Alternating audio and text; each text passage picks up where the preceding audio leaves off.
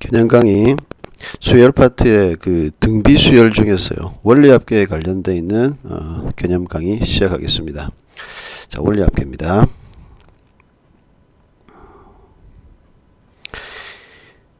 자, 원리합계라고 하는 거는요. 원금 있죠. 우리 이자 원금 그리고 이제 이자를 합쳐서 이자를 합친 금액, 이 녀석의 말 그대로 합계, 이게 원리합계입니다. 원리합계요. 자, 그러면 이제 원금이야 뭐 우리가 그대로 있는 돈이니까 그렇다 치더라도 이제 이자라는 부분이 있죠, 그죠? 요 이자라는 부분이 계산되는 방법이 조금 차이가 나요. 그래서 이자 계산법이 자, 두 종류가 있습니다. 자, 첫 번째는 뭐냐면 단리법으로 해줄 거냐, 안 그러면 두 번째는 이제 복리로 해줄 거냐, 복리법 이렇게 돼 있죠. 여기서 이제 A라는 녀석을 우리는 원금이라고 합시다. 그 다음에 R이 이율, 이자율, 그 다음에 N이 이자 계산 횟수라고 할까요? 이자 계산 횟수, 몇 번 이자 계산해 주는지. 자, 일단 결론부터 먼저 적고 갑시다. 여기 단리법은 자, 원리합계를 S라고 한다면 녀석은 A에다가 1 플러스 NR이에요. NR. 자, 그 다음에 복리법은요. 복리법은 자, 원리합계를 S라고 한다면 A에 1 플러스 R의 N승이 됩니다. 자, 그래서 이 녀석은 뭐가 되냐면 등차 수열의 일반항이 되고요. 등차 수열의 일반항이 되고, 이 녀석 같은 경우는 등비 수열의 일반항이 됩니다. 자, 이런 관계. 자, 그럼 이 관계식이 어떻게 나왔는지 증명을 해봅시다. 자, 일단 단리법 같은 경우는 똑같이 쭉 이런 기간이 있대요. 처음에 최초 A라는 돈을 납입을 했어요. 그럼 이제 첫 번째 이자 계산해주는 타이밍이 오겠죠. 자, 그러면 이제 이때 이자 계산을 어떻게 해주냐면 처음부터 지정되어 있던 이자 계산, 즉 A 이 녀석에다가 A의 이율, 즉 AR만큼 더해줍니다. 즉 어떻게 돼요? A로 묶으면 1 플러스 R 1이 되죠. 이게 첫 번째 이자 계산해주는 거라. 자, 두 번째 갑니다. 자, 두 번째 계산의 수도 얘는 뭐가 되냐면 똑같이 AR을 한 번 더 주는 거야. 자, 그러니까 어떻게 돼요? 묶으면 2AR이 되잖아요, 그죠? 2AR. 자, 그러니까 얘 같은 경우는 A 묶어내면 1 플러스 2R 이렇게 되죠. 이런 식으로 쭉쭉쭉쭉 가서 나중에 N번째까지 가죠. 두 번째였다. N번째까지 가면 이게 결과가 이제 어떻게 되냐면 이렇게 된다라는 거지. 1 플러스 NR. 그러니까 얘는 똑같은 수를 계속 더하고 있는 거잖아. 그래서 이제 등비수열의 일반항이라고 한 거고요. 자, 그 다음에 복리법 같은 경우는 자, 최초 똑같이 A라는 돈을 넣습니다. 자, 그러면 첫 번째 이자 계산될 때까지는 똑같습니다. 그래서 AR을 주니까 A의 R배만큼, 자, A의 1 플러스 R 이건데 두 번째 계산할 때부터 이제 이자 계산이 달라져요. 자, 복리라는 건 뭐냐면 최초 원금은 단리 같은 경우는 계속 원금을 A라고 보는 거야. 그래서 그 이율만큼 계속 AR을 주는 거거든. 근데 복리는 두 번째 계산할 때부터는 첫 번째 이자 계산하고 끝난 요 녀석을 다시 원금으로 보는 거야. 그래서 어떻게 되냐면 A 1 플러스 R, 이 녀석의 R배만큼 더 주는 겁니다. 그래서 1 플러스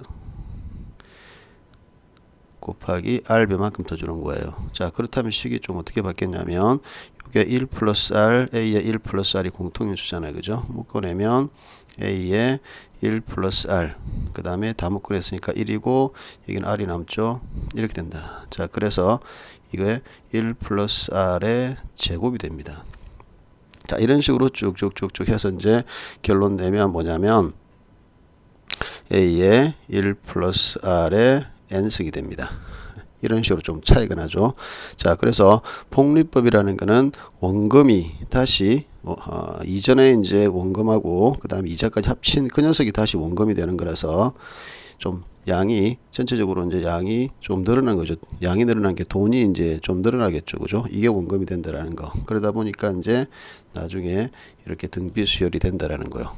예, 이런 관계가 만들어지고요. 자, 그러면 이제 조금 올려서 그 원리합계의 유형을 이제 살펴볼게요. 두 번째요. 원리합계의 뭐 종류라 그럴까요? 종류라고 합시다. 자, 그 똑같이 이제 원금을 A라 그럴 거고, 그 다음에 그 R이 이율입니다. R이 이율이고, 그 다음에 N은 이자 횟수입니다. 이자 횟수, 그냥 계산 횟수라고 이자 횟수라고 할게요. 그냥. 자, 이렇게 만들어져요. 자, 원리합계는 대문자 S라고 쓸 겁니다. 자, 일단 종류별로 먼저 좀 구분해 볼 건데, 첫 번째, 그, 제가 뭐 정한 분류입니다. 그냥. 자, 예치. 이 녀석이 있고요. 자, 두 번째는 뭐냐면, 적금이라는 게 있고요. 세 번째는 뭐냐면, 이제, 그 상환이라는 게 있을 거예요. 상환. 자, 말은 뭐 어디서 좀 들어본 듯 합니다. 자, 예치라는 이제 녀석은 어떤 거냐면, 똑같이 돈을 넣긴 하는데, 최초 1회 납입하고요. 1회 납입하고, 그 다음에 정기적인 행동이 없습니다. 정기적인 납입 행위가, 그러니까 돈을 계속 넣는 게 아니고 한 번 딱 넣어놓고 끝. 그죠? 자, 납입 행위가 없어요. 그 다음에 적금은 뭐 알다시피 정기적인 납입 행위를 합니다. 그러니까 달이면 달 행위가 있죠. 그러니까 정기적인 납입 행위가 한 달에 한 번씩 또는 1년에 한 번씩 똑같은 날짜 똑같은 그 기간 안에 납입 행위를 한다라는 거죠. 자, 그 다음에 상환이라는 걸 알다시피 돈을 갚는 거잖아, 그지? 돈을 갚기, 돈 갚는 행위입니다. 이렇게 보시면 돼요. 자, 그럼 첫 번째 이제 예치부터. 근데 예치는 사실은 이제 앞번에 우리 좀 전에 이자계산 하는 방법 동일하기 때문에 그냥 이거는 뭐냐면 예치는 복리법 이자계산입니다. 그냥 한번 딱 떠놓고 더 이상의 납입 행위가 없기 때문에 복리법 이자 계산의 원리합계 그거하고 똑같아요. 그래서 얘 같은 경우는 첫 번째 예치 같은 경우는 그냥 원리합계 S가 A의 1 플러스 R의 N승 이렇게 됩니다. 자, 두 번째 적금으로 갈 건데 적금. 이 적금은 이제 종류를 다시 한번 구분해야 될 게 있어요. 자, 일단은 이렇게 합니다. 일단 예를 들어서 이렇게 볼게요. 내가 2021년 초에 납입을 하고 2025년 말에 자, 잘 보셔야 될 게 이겁니다. 초에 납입하고 잠시만요. 초에 납입을 하고요. 자, 초에 납입을 하고 말에 찾는다라는 거야. 이거고요. 그 다음에 이제 두 번째는 이런 경우가 있어. 자, 이게 일단 설명을 하고 갈까요? 그게 나을 것 같아. 일단 요거부터 좀 먼저 하겠습니다. 자, 이게 첫 번째. 자, 첫 번째는 그러면 이렇게 하겠다라는 거지. 그림을 그려보면 쭉 갑니다. 자, 내가 올해 초에 뭐 2021년 초 돈을 넣고요. 그럼 그 총 납입 횟수가 5번이 되는 거예요. 매년 초에 넣기로 하는 거니까. 그 다음에 22년이 되겠죠. 초에. 그 다음에 23년 초가 되겠죠. 그 다음에 24년 초에 넣을 거고, 자, 25년 초에 또 넣을 거고, 25년 말에 이제 찾을 겁니다.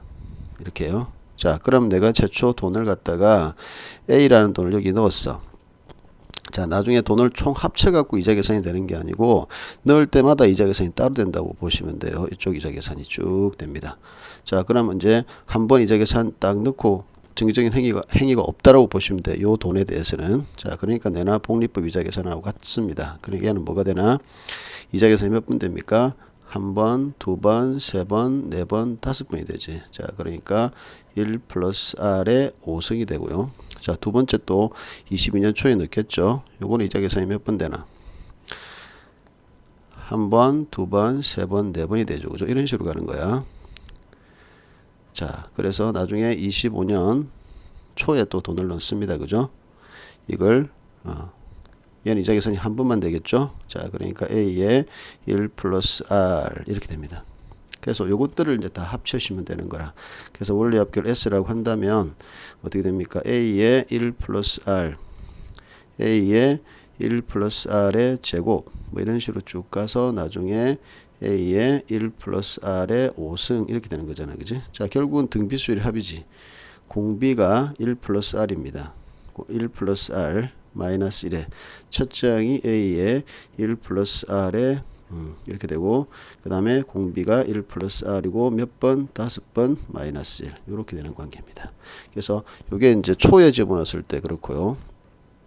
자, 그러면 이제 공식을 바로 정리를 합니다. 이게 납입 기간을 갖다가 n번 납입하고 말에 찾는다고 합시다. 그지? 자, 그러면 이제 이거는 결론은 이렇게 돼요. 첫 번째 이게 원리 합계가 1 플러스 R 그러니까 5승 자리에 이제 n승이 들어가는 겁니다. 이렇게 되고 A에 1 플러스 R 그 다음에 1 플러스 R에 n승 마이너스 1 요게 이제 초에 납입합니다. 그래서 요 녀석을 기수불 적금이라고 할 거예요. 기수불 적금. 자, 수라는 거 이제 머리 숫자죠. 초에 넣겠다는 뜻입니다. 자, 두 번째 이제 가볼게요.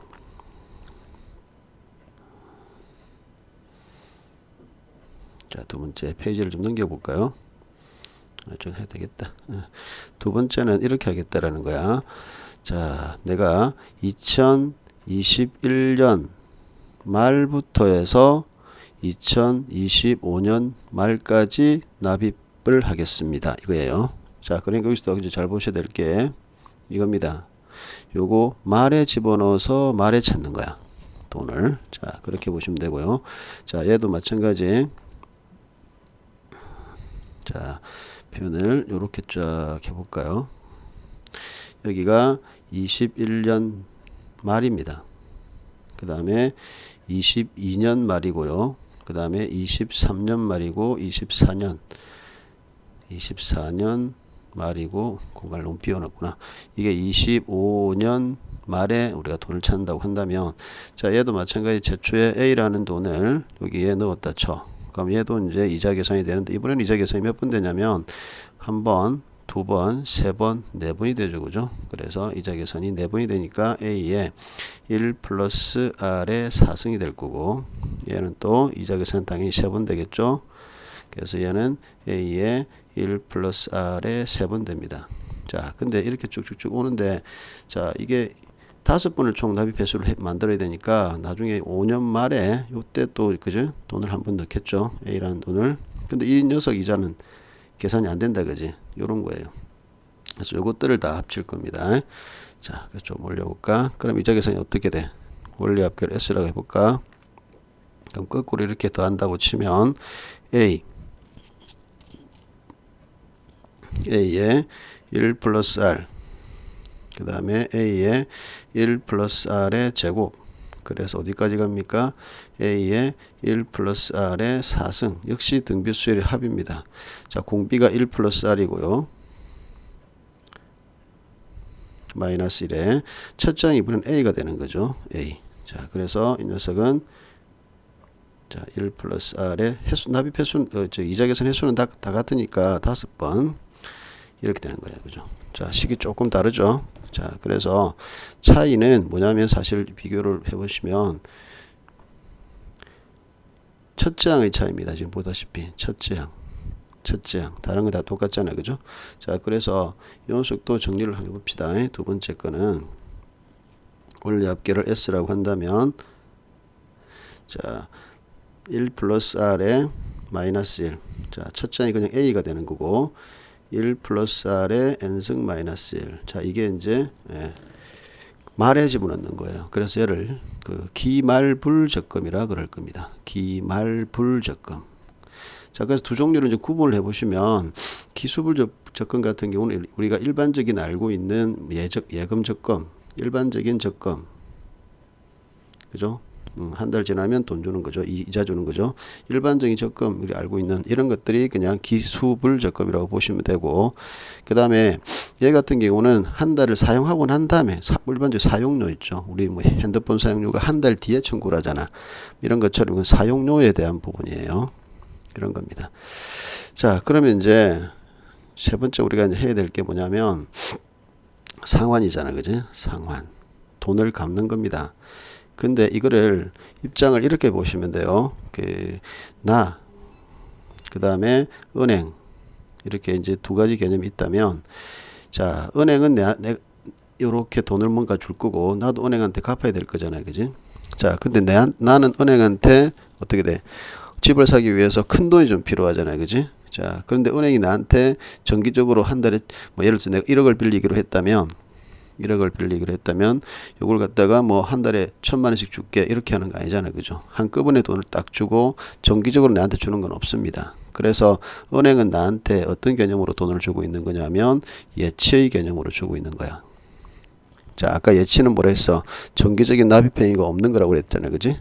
그 다음에 나는 또 은행한테 이 큰 돈을 한꺼번에 못 갚으니까 뭐 한 달이면 한 달, 그죠? 또 1년이 1년마다 정기적으로 돈을 납입을 해야 되잖아. 그래서 나는 이제 은행한테 뭘 하고 있는 거냐면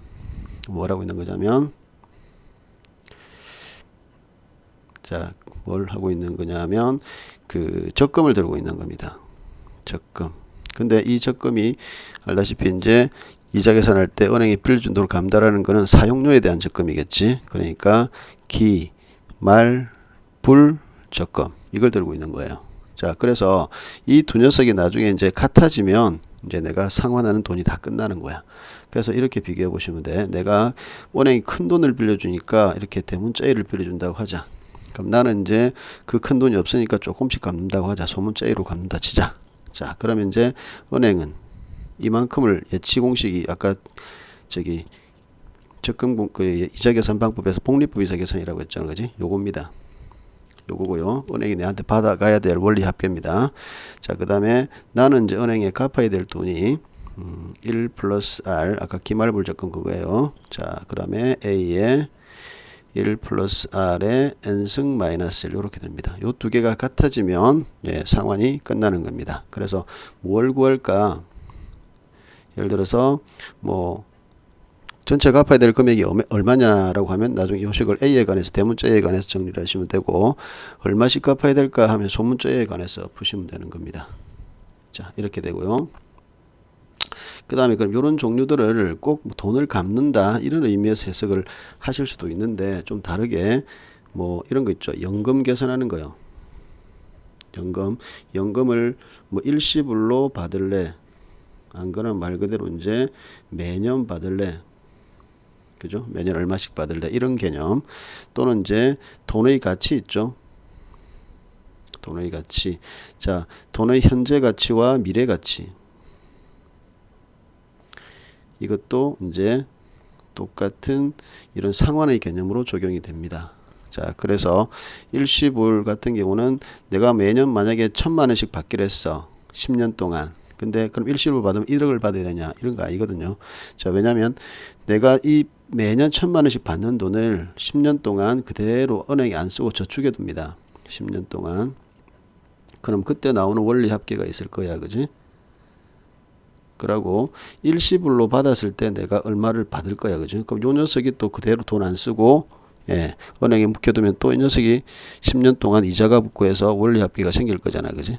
그럼 요놈하고 같아져야 됩니다. 그러니까 1억을 받는 게 아니고 그보다 좀 적은 돈을 받을 거예요, 분명히. 자, 어쨌든 요런 관계를 생각하는 게 상환입니다. 상환. 그래서 문제를 풀 때 어떤 내용으로 풀어야 될지를 보시고 푸셔야 됩니다. 자, 이 원리 합계 단원이 들어가면 사실은 조금 어렵습니다. 문제 푸는 게. 그래서 아싸리 처음부터 공식을 외우든지 여러분들이 풀 수 있는 방법을 찾아내셔야 돼요. 예, 여기까지 개념 강의 마치겠습니다.